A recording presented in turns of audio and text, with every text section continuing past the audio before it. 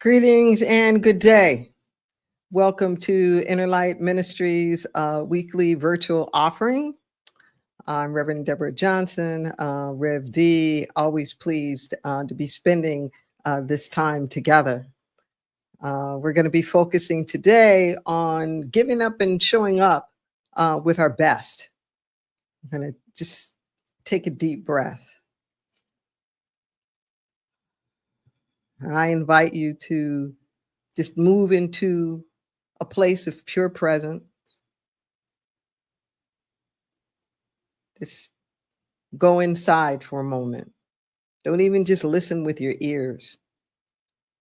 Okay, there's something that's calling you.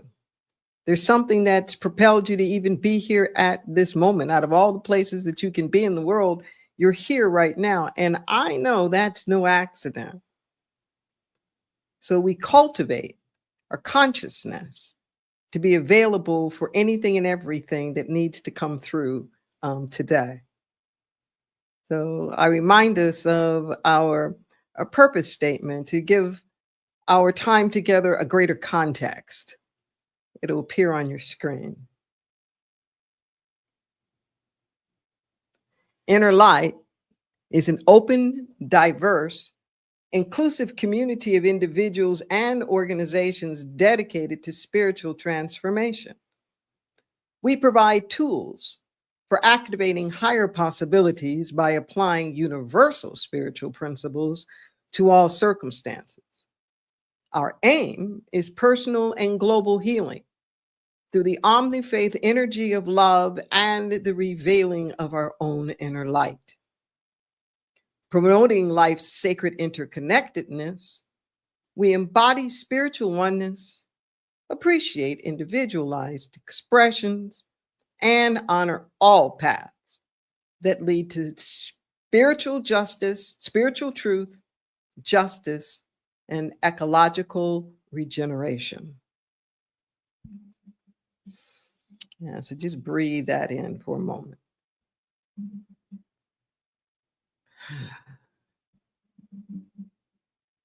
We're going to be talking about our best today. And to further help cultivate the space for that, we're going to go over this week's affirmative activations. If you're able to, I invite you to say them with me as they appear on your screen. The universe doesn't half step. It goes all in on everything. I refrain from withholding and give life my best. I show up every day with my A game. Excellence is my calling card. Pure presence is my goal, not perfection. I do not confuse complacency with contentment or resignation with release. Complacency has no place in my consciousness. Resignation does not resonate with my resilience. It is my honor to step up, a pleasure to seek ways to improve. I'm in no hurry. I travel at the speed of grace. I rest easy at night, knowing each day was well lived.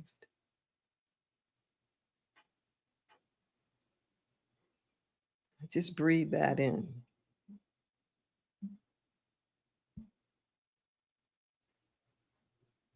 Notice if there's anything that's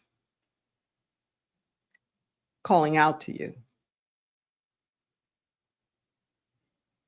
Like the universe doesn't half step. It goes all in on everything.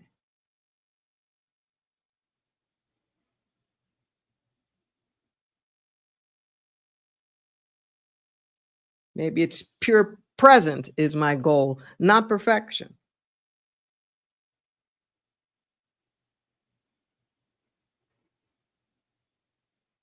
Maybe there's something that you're finding a little challenging. Like complacency has no place in my consciousness. or resignation does not resonate with my resilience. Just notice. Maybe it's something you want to aspire to, like, I'm in no hurry. I travel at the speed of grace. Or I refrain from withholding and give life my best.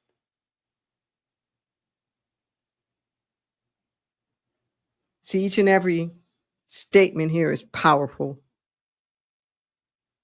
And I invite you to come back. Just come back. You can take a screenshot of it now with your phone, or screenshot on your computer, or take a photo with your phone. It's on our website. You can feel free to come back and visit it there. Come back to our YouTube channel, Inner Light Ministries live video, where this will be archived. This is just to whet your appetite a little bit, okay? But to go deeper into it, paying particularly attention to those things that are really, really resonating with you, and those concepts that you may be resisting or even challenging a bit. Yeah, my best. We take a breath. And to help get us in the spirit, we're going to look at a video by Faith Rivera that will help us step it up a little bit.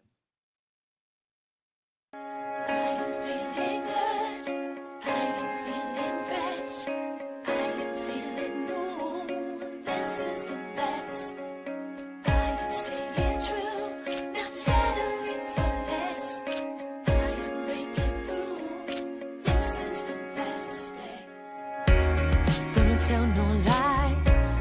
I won't even try to contain it. What I feel, it is real, it is bigger than me. No, I can't ignore that my life is more satisfying. From inside, can I hide the light that is burning? Just a tiny ember spark this change in my life.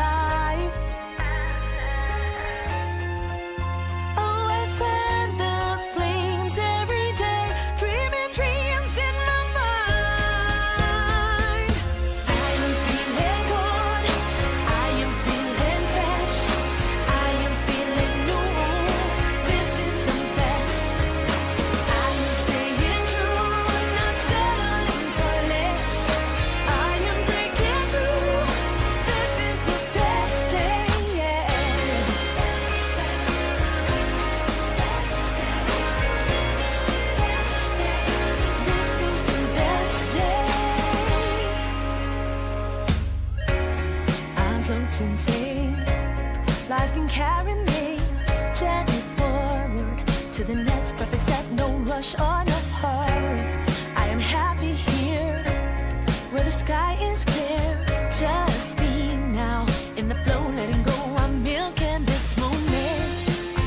It's the perfect time for my star to rise again. I just stop asking how, give myself to the now, and let love be. I'm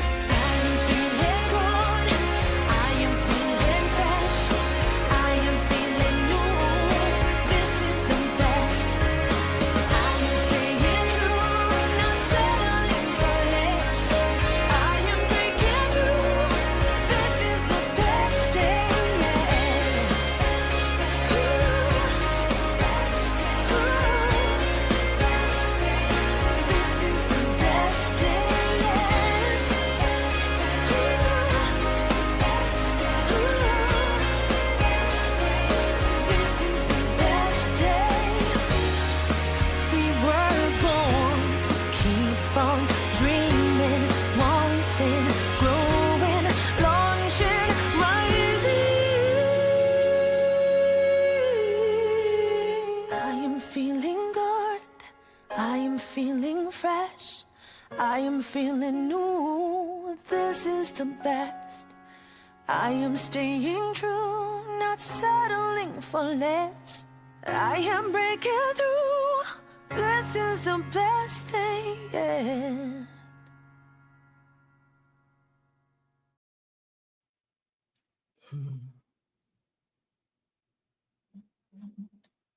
Just breathe that in.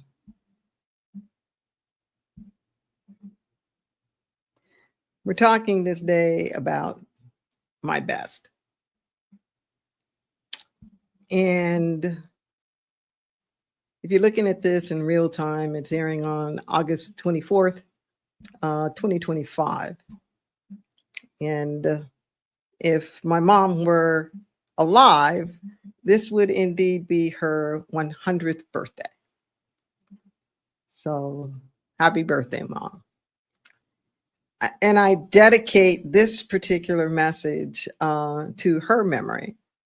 Actually, both of my parents. My dad's birthday wasn't too long ago, but especially to her around this idea of my best. Both of my parents always really stressed being your best. That was a real value system for them, to give it all that you had. You know, the proverbial that it didn't matter so much whether you won or whether you lost. Did you, in fact, give it your all? It was less about like a final goal or final outcome, and a lot more about a work ethic of not slacking off, you know, keeping your word, showing up, being consistent, going that extra mile. It was character building. It wasn't transactional. It wasn't just about accomplishing any one thing in particular, but they knew basically how you do one thing is how you do anything, to develop very good habits that could help and to sustain you through life. I've shared many times how on my mother's side of the family, it's from a very long line of educators. She's actually one of the few that did not also marry an educator. So in these households, it's educators with a lot of educators at all different kinds of levels, from the earliest education, up through the collegiate levels. Fair amount of them in administrative positions as well, like principals, vice principals, but they all started in the classroom. And I remember when I used to kind of pressure my mother, thinking that she wasn't being assertive enough in her own career aspirations. And she just would make it very plain, very, emphatic that she wanted to be in the classroom. She didn't want to do all that administrative, bureaucratic stuff. She loved the connection with her students. She spent 41 years, her entire career, at one school, Ramona High School in East Los Angeles. It was a special school for girls, a combination junior, senior high, 7th through 12th grade. I don't know what they call them now. I think they're called opportunity schools, but they were known as like the schools for the delinquents. These are the girls who had been kicked out of all of the other schools. The state still had to give them an education. And this is the place that they went. Many of them were actually incarcerated on the weekends, or, some kind of, probationary period or something like that. The last 20 years of her career, her sister, a year younger, team taught with her. They traveled together. They carpooled together. They were just like absolutely inseparable. These two for their for their entire lives. And what I learned from these folks is that your best was worth striving for. Listen to what I'm saying. That it was worth it. That it wasn't performative. It wasn't a show. It wasn't to look good. It wasn't to be egotistical and get a bunch of accolades. But this way that they tried to teach us that you sleep better, and I'm using that literally and as a metaphor. You sleep better when you know that you've done your best, when you know that you've done all that you can. When I look back at my life, I find that if I have places of regret, I have fewer places of regret about what I did do. I have more places of regret about what I didn't do. The missed opportunities haunt me much more than so-called mistakes. Now, mind you, 2020 is always, hindsight is always, 2020 vision. You could always see something better looking at it from behind, which is why we really shouldn't judge ourselves. It's an apples to oranges comparison. You're judging yourself about the past, but through today's eyes. Okay. You didn't have today's eyes whenever you did whatever that was. Okay, so it's really not a fair comparison. This idea of your best implies a continuous evolution. See, life goes not backward, as Khalil Gibran says, nor does it tarry with yesterday. There's always a forward motion. Nature does not bemoan the leaves that it lost in the fall. It's just prepared to sprout new ones. No matter what it is that happens, it evolves and goes on to the next season. And it brings as much of itself as it possibly can. The grass will come up through a crack in the cement. Light will pour through a keyhole. Okay. The energy of the great I am will not be stopped, and it won't be stymied. The only thing that we get to do is to say, how much of that is going to express through me? That's all. Catch the difference here. We often think it's the other way around, as though the universe is picking and choosing whether or not it wants to bless us, express through us, how much we're going to be, given in this lifetime. How happy will we be? How healthy? How successful? How wealthy? No. It's not how much is the universe going to say yes to us. That's a given. It can't say no. It isn't how much will the universe say yes to us. It's how much will we say yes to the universe. The universe is not trying to come up with excuses for why not us.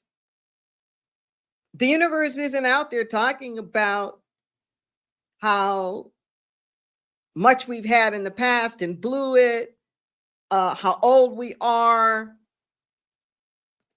the love we lost, the wealth we never gained. It just doesn't care about any of that. When you show up, it's there. Okay? You show up to sing, it's there. It doesn't matter if you never sang before. Doesn't matter if you shut down and stopped singing for 30 years. It doesn't care. It's just readily available all the time for whenever it is that we say yes. You want to learn something new? You can learn something new. It doesn't have to wait, and it won't tell you you're too old. In fact, when I was at the family home a couple of weeks ago, I noticed this binder. My dad, for most of his life, had a pretty ambivalent relationship for like most people who had been born in the 1920s, about Black people who had been born in the 1920s, about their relationship with Africa. And it took him a long time, but like somewhere in his 80s, he just started making a connection. Now, he was a pharmacist. He loved science and he loved research. I don't care what it was. He wasn't a big churchgoer, but he found God in the stars and in the plants and the fruit and the preserves that he would make. Everything was like a laboratory experiment for him. He was always much about everything. And he decided that he was going to study all the tribes in Africa, starting with A.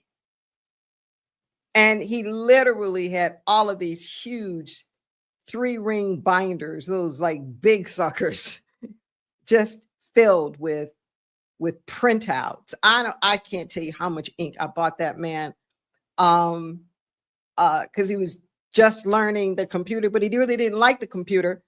I should say ribbon. He wanted to type it out old school, like how he knew how to do. Do you know how hard it was to find ribbon? Typewriter ribbon. But nonetheless, he was doing his thing. It was never too late to learn, ever. What does it take for us to do our best? It just means say yes. When I think about my own life, I find there's usually 3 reasons why I don't show up with my best. And I want to talk about those a little bit. The first reason is just complacency. I've gotten comfortable in a groove, doing whatever it is that I'm doing. I may not even like what I'm doing that much and really want to change, but I'm not motivated. I don't have any like a deep enough incentive to get me out of the inertia, like to actually make something happen. That's one way that I'll get into the not giving my best.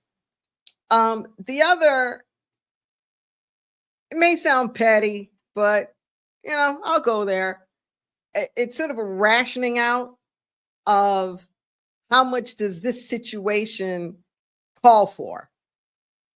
Okay. Like, okay, if 1 ounce will do, why give 2? Or I don't do it so much personally, but I find in counseling people, there's a lot of, well, that person doesn't deserve my best. The situation, this company doesn't really deserve my best. So, I'm just punching the clock. Or, this relationship, I'm not going to like give it my all because whatever, they cheated on me before, or it's too new for me to really like go all in. Whatever that is, some kind of reason why our best is too good for this situation. And then the third thing I get into is kind of the opposite of number two, which is somehow I may not be good enough. It's the old competitive thing, the contrast, the comparison. They're better at this and more experienced at this. You know, what if I look stupid? What if I make a mistake? I don't know what I'm doing. Why it's sort of like, why even get into the race when I already know that I'm not gonna win it or may not even be able to finish it? That kind of contrast comparison thing. So to go from, why bother, to, no, I don't think I'm gonna go that far, to, no, I'm not gonna go in all like that. Now you may have your own versions, but whatever that is, I'm going to ask you to get over it. Okay, I'm going to ask you to really try to heal it. With education being the family business, so to speak, the family profession. And when I call it the family business, it's like when your family has a business or they're in a certain occupation or certain industry where everybody's in that. Everybody's a part of it in some way, shape or form. So the way that I was raised, going to school was my job. Literally, it was my job. Okay, everybody had a job. Okay, my parents was to go to their jobs, do their thing, be the best, bring the money home, provide for the family. It didn't matter whether they felt like it, didn't feel like it, wanted to, didn't want to. You get up every day. You put your clothes on, you pull it together, and you go out there and you do your job. And you do the best at it that you possibly can. And I remember somewhere kind of clicking in that if I'm going to be in the classroom anyway, I might as well learn. I like to learn, but it was that sense of, it doesn't make a whole bunch of sense to be in this and like goof off or not pay attention. I think it goes back to that missed opportunity thing that kind of sits there, with me, most of the time. Of what was there more? Was there more that I could have done? So in my family, there's a bunch of scholars. My mom never got a B in her life. She finished valedictorian 4.0 in chemistry from Southern University. She went to USC, where she met my dad. He was in graduate school in pharmacy after coming back from the war. And literally just like days ago, one of my cousins was doing some research. He is one of the children of the sister that taught with my mom. And he found the wedding announcements. It was in like another, like a Philadelphia paper or something like that, of his mom and my mom. It's just most extraordinary to see this, like from the late 40s. It's like, oh my, like OMG. Like to see the description of them and their studies and what they were doing and who they were marrying and like all of that. But here was the thing. And this is the way that I was raised, and it's kind of ingrained in me, where you strive to do your best. And if you got a B, you could have gotten an A, was their attitude, pretty much. Now, that may sound harsh, but what they were trying to explain is that, and I really had to concede at some level, that the only difference between a B and an A was just effort. That's all. That at some point, I didn't like push it that extra mile, that extra something to really master it, to really learn it. That a C to them wasn't quote unquote average. It meant there's still there's something you're not grasping. There's something that you're not getting. And you need some help to like step that up a little bit. It wasn't like there was like guilt or shame, like, why did you get a B? It was always, no matter what it was, did you do your best? So it became this self-reflection of having to take ownership and accountability. Not, you should have done more, but did you do your best? Did you do the assignments? Did you pay attention in class? Did you ask for help, when you needed help? Were you on time, with your assignments? Did you wait to the last minute? Did you give yourself enough time to do whatever it was that you wanted to do? Did you do your planning? Did you do your thinking? Were you out playing or like doing other stuff when you really should have been studying? Just did you give it your best? And that way of thinking has carried through for me literally in all areas of my life. What I know, understanding now, is that that's just spiritual principle. It's just spiritual principle. We need to accord with life and the way that life is. Okay, life does not withhold. Life never chooses some level of expression and just stay there. That's it. I'm done. I've getting enough apples. Now, enough of my river has passed over these stones. Son, I'm done. I came out all those other times. Waves not going. I am exhausted. I have been doing this back and forth thing up against this shore since the beginning of time. Too much. I'm through.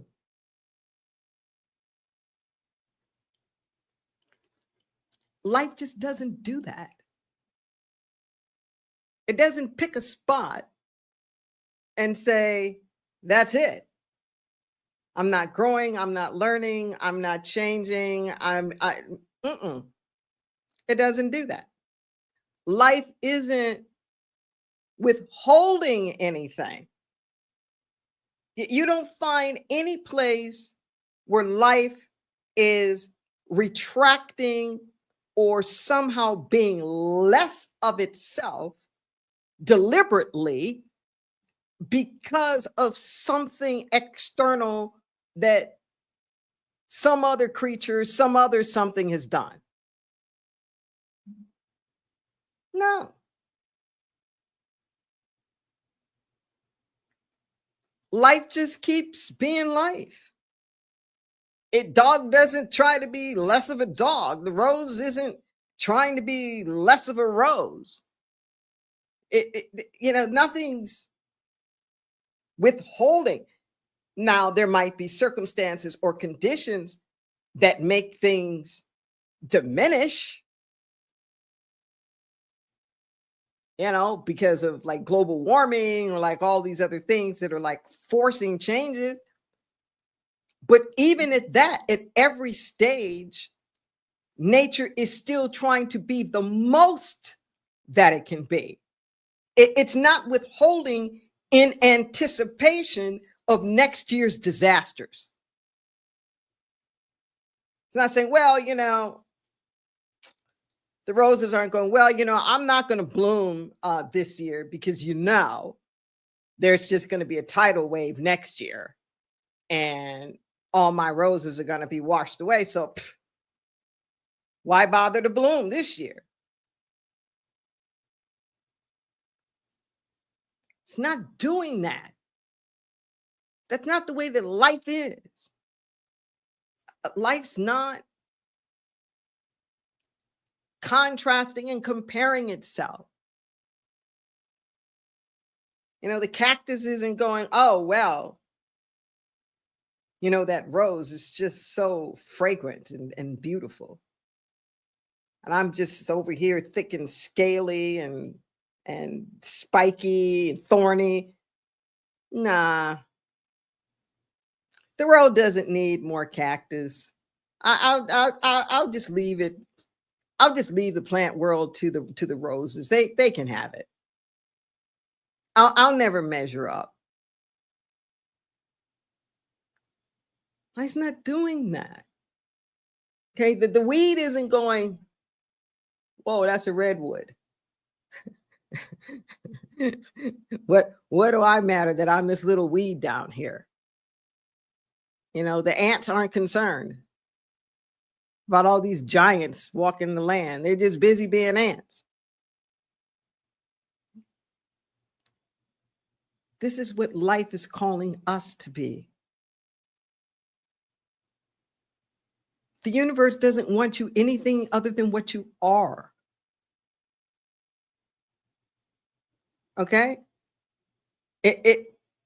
Life just wants you to show up. Why? Because life wants to express itself in, as, and through you. In you. Okay? So you feel it in here, through you, going back out into the world. And as you, your own unique, particular stamp. How you do it won't be like how anybody else does it. Your own unique, authentic something. And that's all the universe wants. It doesn't want you to be a cookie cutter. Life doesn't want you to imitate somebody or something else. Life doesn't want you to devalue yourself, contrast and compare yourself to anything.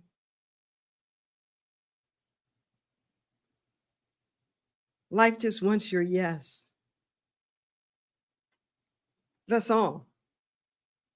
Whether you're in a prison, whether you're in a hospital bed, courtroom, an athletic field, a classroom, a factory plant, on the highway, in your home, they're not different standards of excellence, different standards of authenticity. It's taken many years for me to learn how to be consistent, to get away from those patterns of more of me over here or less of me over there. so that I show up fully, whether it's an inmate inside prison while I'm in there, or whether it's a corporate boardroom, with the CEO. There's just me. There's just me. And when I get my ego stuff out of the way, and if I were to stick with those two examples, that could creep up in either. Worried about, what is this inmate going to think about me? What am I doing here? What do I know? What do I have to share? Why should they be paying attention, to me? Why don't I just go home?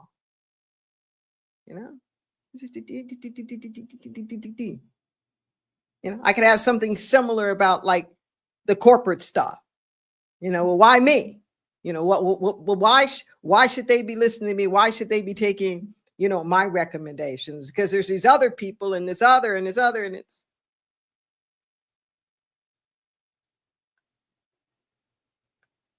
Cut it. You don't need it. It doesn't serve you. It just gets in the way. And here's the tricky thing. As I start to bring this to a close, that's just your ego. That's all. It's just your ego self doing all of that. And when your ego cannot take credit for your success, it wants to take credit for your failure, because the ego just likes to take credit. So instead of moving on, we can spend all our time evaluating what went wrong or why we were off. Just keep moving. Just keep moving in the direction of your yes. You don't have to beat yourself up with it. If you're becoming aware that you didn't give it your best, you give it your all, you don't have to beat yourself up about it. Just next time, do better. When you know better, you do better. And that's all life expects of us, is just to keep showing up and keep applying more of what we know, because life is accumulative. It's accumulative. So it's an add-on. It's a plus. There's what you knew 5 years ago and what you know from these last 5 years. Don't just go on what you knew 5 years ago. Add to your repertoire the lessons and things you've learned from the last 5. And expand. 5 years from more. 5 years, 5 years, 5 years. So that thing that we call wisdom becomes that collective sum total.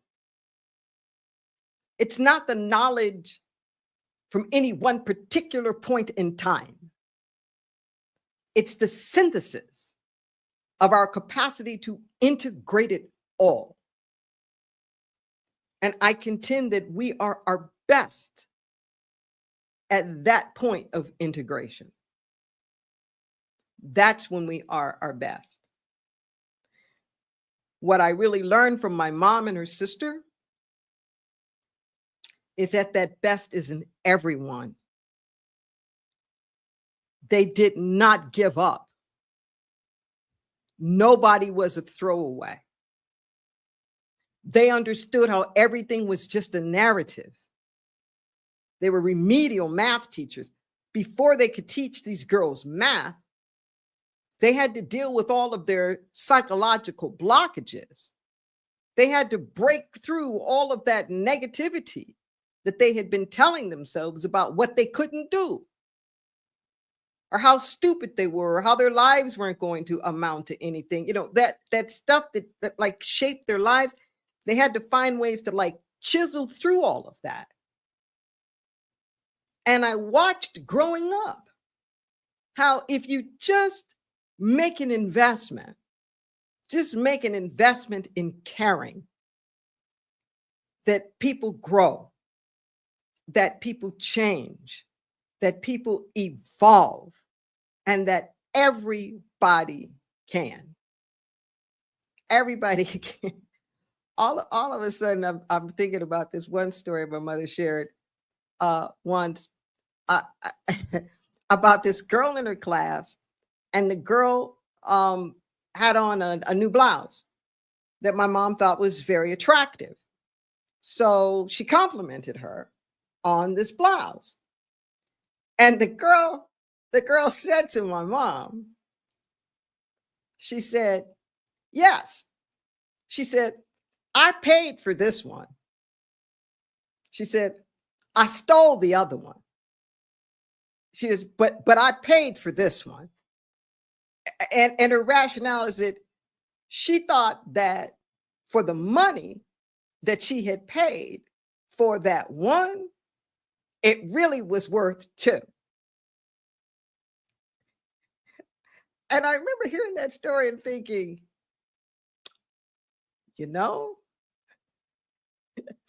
I could appreciate her logic. But here was the thing that she was trying to impress upon my mother, is that she didn't steal them both. Okay, that was this evolution that she had gotten by working with my mom and her sister, that she understood more, like there was value and that the store owner and like all the rest of that. So she actually did pay for one. Now, because of the comparison things that my mom had been teaching them about, when you're buying something and, getting more ounces for this, that, like for the price of whatnot, the girl just applied that to this blouse thing. And that's what it's like, that's what she came up with. And it tickled me, but it also showed it's like, you could ding the girl for still shoplifting, and yet I wanted to give her credit for some awakening and growth. And she was literally like moving more into her best in her own incremental way. Okay? So you may not just jump into wherever this is, that's the next, but every single day, can we see a little growth? Can we see a little growth? Let's pray.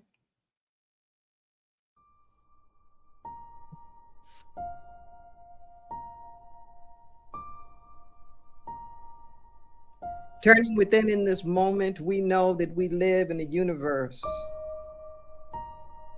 it's always living in yes, at greater levels, forever expressing itself. And we say thank you. Thank you, Mother, Father, God, for breath, for waking us up this morning, for our ability to see yet one more dawning. We know, and we know that we know. We are one with the only thing that is. It is our good pleasure to be the place of expression. So life, sing yourself as us. Reveal yourself as us. We will be the love. We will be the joy, the peace, the prosperity. We will be the health, the clarity, the trust, the forgiveness, the reconciliation. We'll be the strength and the endurance. We'll be the justice, We'll be the creativity, the balance, the wholeness, the integration. We will be possibility in motion. That's who we be. So we say thank you. Thank you for calling us up, and thank you for calling us out. Thank you for every opportunity to give a little more, to stretch a little further.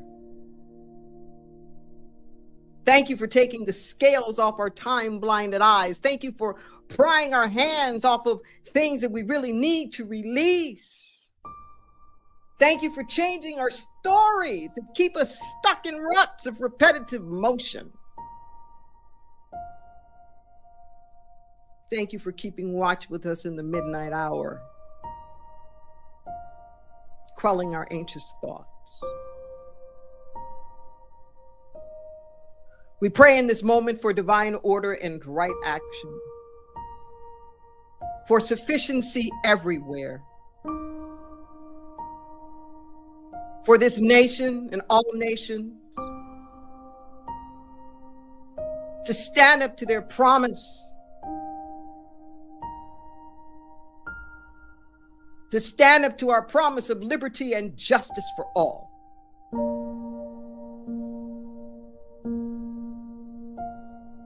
To live together in peace.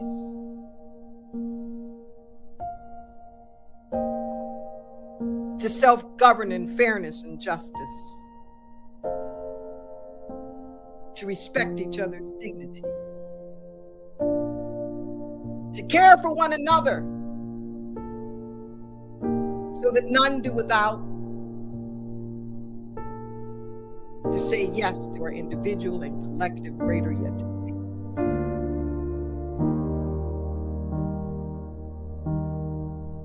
In the mind of God, we know it's already done. Just forgive us, for we know not what we do. It's good we get out of the way. We allow it to be. As we take that breath, we just remember God is good all of the time. We're praying community here.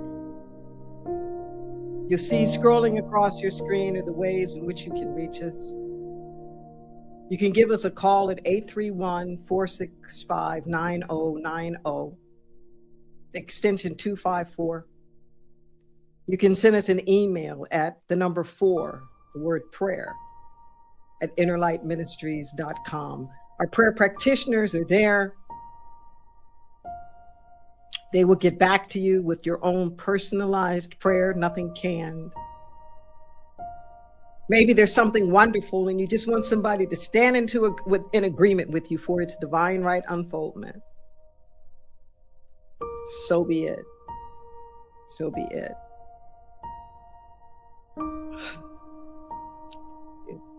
Thank you. Speaking of thank yous, I want to acknowledge everyone that came out and made our Pulled by Vision Play Shop at Temple Bethel such a wonderful, wonderful event for all of the people who work so hard to make that happen, particularly the staff, the volunteers, the facilitators. It is greatly, greatly appreciated. And for those who are looking for some online, because it was in person, some online versions, of doing that, you can come back. You can come back to our calendar of events, or you can follow me on social media. We do this at least once a month. I do it under another banner, but it's the same thing online, of where we envision the highest possibilities for some of our toughest social political issues, like climate change and democracy and immigration and healthcare and education and these kinds of things. Yes, and to remind you, we still have our food bank. Okay, we do it now with Santa Cruz Bible on Frederick Street, close to Soquel Avenue. It's Thursdays, still Thursdays at noon. Fresh produce, fresh fruits and produce, packaged goods, free. So avail yourself, and even if it's not for you, pick some up and take some to somebody else. Especially at this time when so many people are just afraid of going out because of the ICE raids around and whatnot. You know, help somebody out. Okay, even if you deliver it to them, or you know, create some kind of circumstance where they can pick it up without worry or concern about being picked up. We all need to help each other out here. Okay. And speaking of helping each other out and thank yous, I like to say thank you to everybody who contributes to Inner Light. And I want to give you an opportunity now to be able to participate in that divine circulation. There's just the one source, and it's coming through each and every one of us. You'll see on your screen that there are numerous ways in which you can make that contribution. You can use the QR code that's there, which will allow you to use any debit or credit card. You can also use any debit or credit card with the text to give. And both of those, the QR card and the text to give have a recurring option. I encourage you to, in fact, check out. It assures that your contribution will come through whether you are online or not, or whether you are able to participate or not, and gives us a foundation upon which we can do our work. There's also Zelle and Venmo. You'll see the handles there, accounting at innerlightministries.com for both of them. We have Cash App, $ Inner Light Ministries. If you're on our website, you can just go to the donate button that's right there, or you can mail in at P.O. Box 1029, SoCal, California, 95003. And regardless of whatever methodology that you're using, know that it is all going towards healing, towards transformation, towards really getting this word out. So we bless all of the gifts, the tithes, the offerings. We know that our every act produces abundance. And we dare to give freely unto the truth that sets us free. We release our gift, knowing it returns to us a thousandfold. We just get out of the way. We allow it to be. Remember, it's not a one-way street. Your generosity returns to you. So come back, visit us, come to the website, check out the affirmations, come back to view this again, share it with somebody, subscribe to our YouTube channel, like us on social media. And until next time, take this consciousness and multiply it. See you soon.